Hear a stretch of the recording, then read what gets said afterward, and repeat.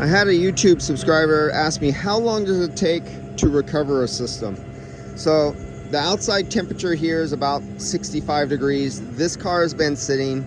It's in undrivable condition, so the engine is cold, everything is cold. It's ideal to do a recovery when the engine is hot and everything is hot, not when it's cold. So we're gonna do it in the unideal method using, this is the field piece, and this is the MR45 model. This is the little model. This is my little recovery machine compared to my Navac 4-cylinder, which is a little bit taller, a little bit longer, and a little bit heavier.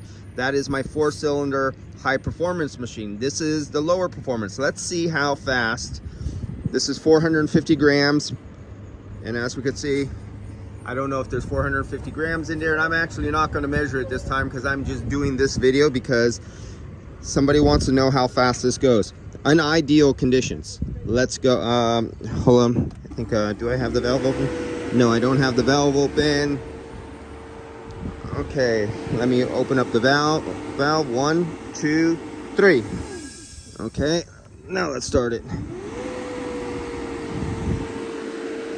So let's see how long it takes for this to, something's wrong. Oh shoot, I don't have it open. There it goes. Now I could turn it on. Now count.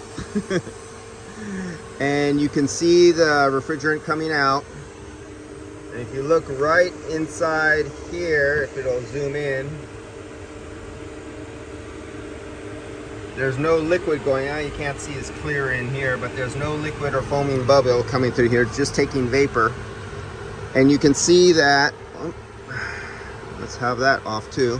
Didn't have that off. See, I'm making videos, not paying attention. Okay, I'm making sure I'm only taking from the high side now. I did take a little bit of liquid, but there is no foaming up here at this section. You see I'm taking from the low side, so I left my mistake in the video. I'm taking from the low side, and you can see the high side saying higher because I'm not pulling from the high side. So what that'll do is it will pull it along the path through all these tubes into the receiver, come down through the bottom of the receiver, and basically before I could get it up to this point right here on the liquid right here. How many seconds are we in here? Who's doing the timing? We're down to 4 psi on the low side. We're down to 11 on the high side. I'm going to open back the high side all the way open because there's no more liquid in there. When the pressure goes down that low, there's no more liquid. Now, ideally, unless it was a clutchless compressor, you do not want to operate a clutchless compressor under vacuum, but ideally you want to preheat and have a hot engine. You want the fan blowing over the evaporator to get some warm air under the evaporator. Oh, we just shut off. We got it all the way down there. Oh, go again. You want the fan blowing over the evaporator to put warmer air over the coil because the coil is trying to freeze in the evaporator, and this will slow down your recovery.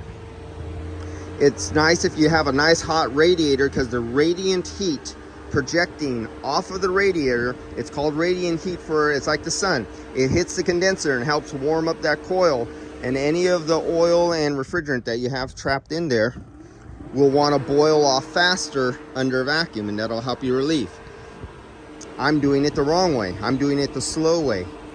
Cold engine, cold car, no blower or fans going. So this is the slowest way you can possibly recover a system. And as you can see, we're hitting -20 almost. And look up at the timer from when I finally opened up the valve because I forgot to turn everything on because I got into doing video and not paying attention of what I'm doing.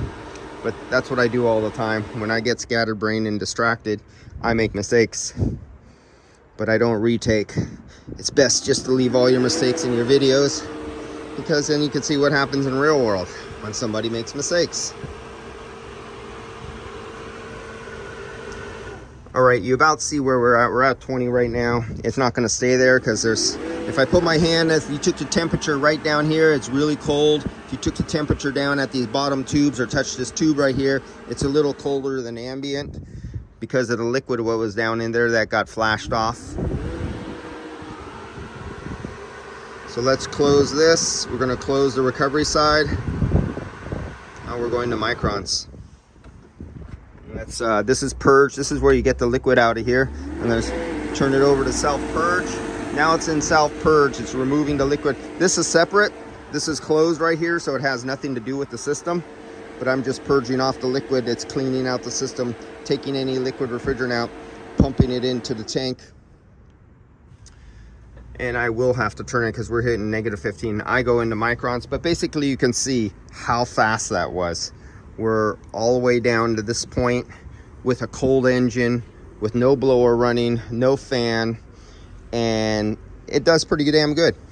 All right, guys, I'll see you. And this is the MR45. Now, if you want to have a real need for speed and you're a real high production shop, then you get the Navac 4-cylinder.